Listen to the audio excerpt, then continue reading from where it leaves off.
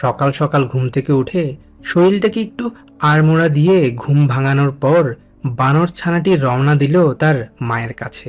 কিন্তু একই, তার মা যে এখনো ঘুম থেকে ওঠেনি। আর এদিকে যে ক্ষুধার জ্বালায় বানর ছানাটি ছটফট শুরু করেছে। তবে মায়ের লক্ষ্মী ছেলের মতো মাকে ঘুম থেকে না জাগিয়ে সে একাই রান্নাঘরে ঢুকে পড়ল খাবার খুঁজতে।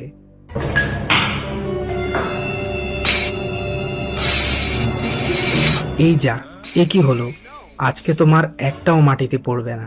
পেয়ালা ভেঙে মায়ের ভয়ে বানর ছানাটি লুকিয়ে পড়ল।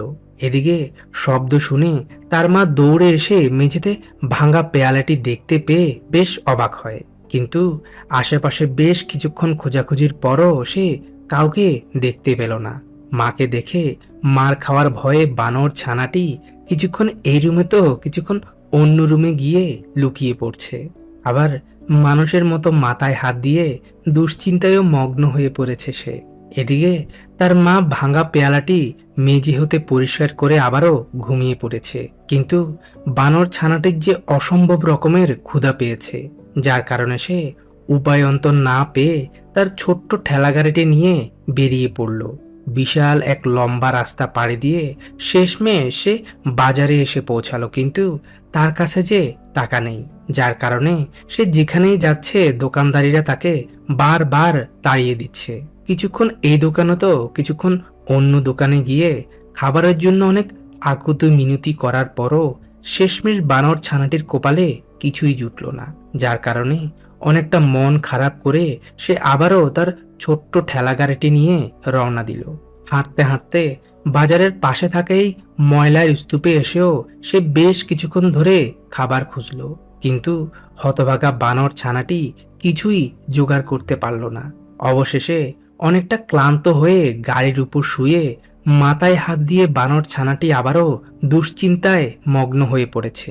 অন্যদিকে তার মা ইতিমধ্যে ঘুম থেকে উঠে ঘরে, ঘরের বাহিরে, রাস্তায়, চারপাশে তাকে খুঁজতে শুরু করে। কিন্তু তিনি শেষমেশ আর বানর ছানাটির দেখা পেল না।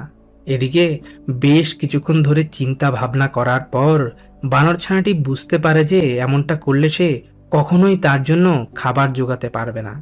যার কারণে অনেকটা নিরুপায় হয়ে শেষমেশ সে আবারও রওনা দিল বাড়ির উদ্দেশ্যে। বাড়ির সামনে এসে সে এইভাবেই গেট ধরে বসে থাকে। কিন্তু সে ভয় পেয়ে কোনোভাবেই ভেতরে যাচ্ছে না। বেশ কিছুক্ষণ পর ভদ্রমহিলা তার সন্তান বানর ছানাটিকে দেখতে পেয়ে সামনে এগিয়ে যায়। বানর ছানাটিও তার মাকে দেখে কিছুটা আবেগী হয়ে পড়ে। সন্তানকে ফিরে পেয়ে মা তাকে বুকে টেনে নেয়। কিন্তু তার পুরো শরীরে যে ময়লা আবর্জনা দিয়ে ভরে গেছে, যার কারণে ভদ্রমহিলা তাকে ঘরে এনে ভালোভাবে গোসল করিয়ে দেয়।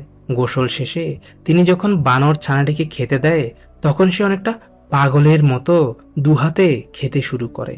পরের দিনের ঘটনা, ঘুম থেকে উঠে আজ সে তার বন্ধু এই কুকুর ছানাটির সাথে খেলাধুলায় মগ্ন হয়েছিল। কিন্তু হঠাৎ করেই কি জানি তার কি মনে হলো, সে গেট খুলে বেরিয়ে পড়ল। হাঁটতে হাঁটতে একটা সময় সে তাদের বাড়ি হতে বেশ কিছুটা দূরের এই বনের মাঝে ঢুকে পড়ে। বন জঙ্গলে এদিক ওদিক আশপাশটায় ঘুরতে ঘুরতে একটা সময় কিছু একটা দেখে সে দাঁড়িয়ে গেল।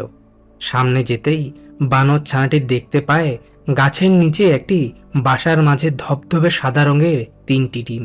ডিমগুলো দেখে মাথায় হাত দিয়ে দুষ্ট বানর ছানাটি বেশ কিছুক্ষণ ধরে কি যেন চিন্তা ভাবনা করলো।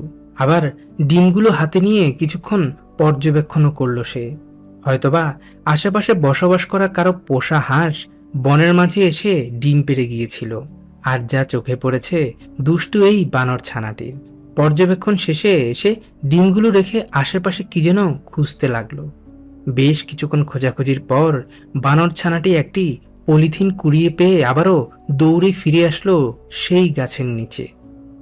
একই, বানর ছানাটি যে ব্যাগ নিয়ে এসেছে অন্যের ডিম চুরি করার উদ্দেশ্যে। এক এক করে ডিমগুলো পলিথিনে ঢুকিয়ে সে এবার রওনা দিল বাড়ির উদ্দেশ্যে। বাড়িতে এসে বানর ছানাটির ডিমগুলোর দিকে তাকিয়ে কি যেন ভাবছে।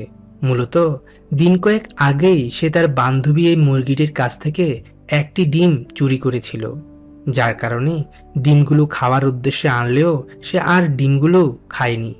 ডিমগুলো নিয়ে সে সোজা পৌঁছে গেল তার বান্ধবী এই মুরগিটির কাছে।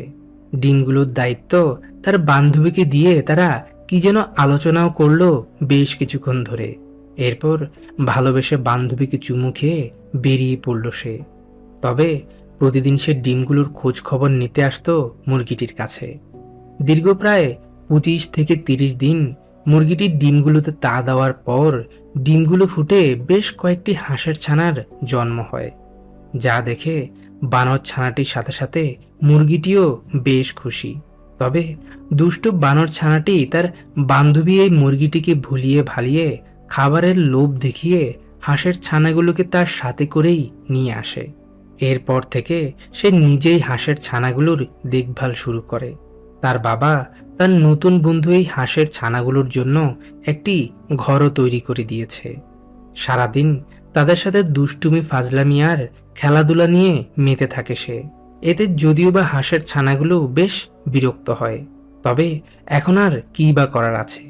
তারা যদি ঘুরতে যেতে না চায়, অনেকটা জোর করে এভাবেই তাদেরকে তার ছোট্ট এই গাড়িতে উঠিয়ে এসে ঘুরতে নিয়ে যায় বিলের মাঝে। হাঁসের ছানাগুলোকে পানিতে নামিয়ে সে ডাঙায় বসে তাদের পাহারা দেয়। আবার অনেক সময় সে নিজেও নেমে পড়ে তাদের সাথে ঘুরে বেড়াতে। প্রায় 1 ঘন্টা হয়ে গেল, হাঁসের ছানাগুলো এখনো ফিরে আসছে না, যার কারণে তাদের বন্ধু বানর ছানাটি আশেপাশে অনেকটা পাগলের মতো তাদের খুঁজতে শুরু করে। বেশ কিছুক্ষণ খোঁজাখুঁজির পরও সে তার বন্ধু হাঁসের ছানাগুলোকে খুঁজে পেল না। কিন্তু সে যে হার মানার পাত্র নয়। ডাঙায় এসে কাপড় খুলে সে আবারও নেমে পড়ে তাদের খুঁজতে।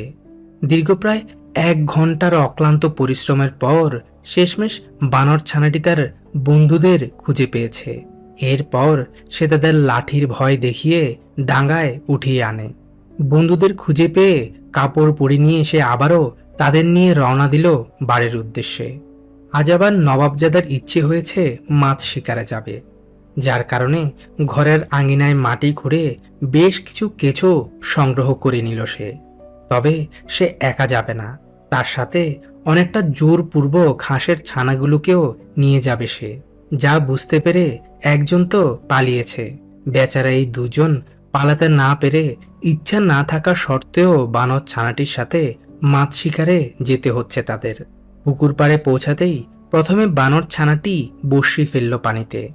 এরপর হাঁসের ছানাগুলোকে কোলে করে নিয়ে এসে তার পাশে এভাবেই বসিয়ে রাখল। বেশ কিছুক্ষণ পর বানর ছানাটির বড়শিতে কি যেন একটা লেগেছে। এই যা, শেষমেশ বানর ছানাটি একটি মাছও শিকার করে নিল।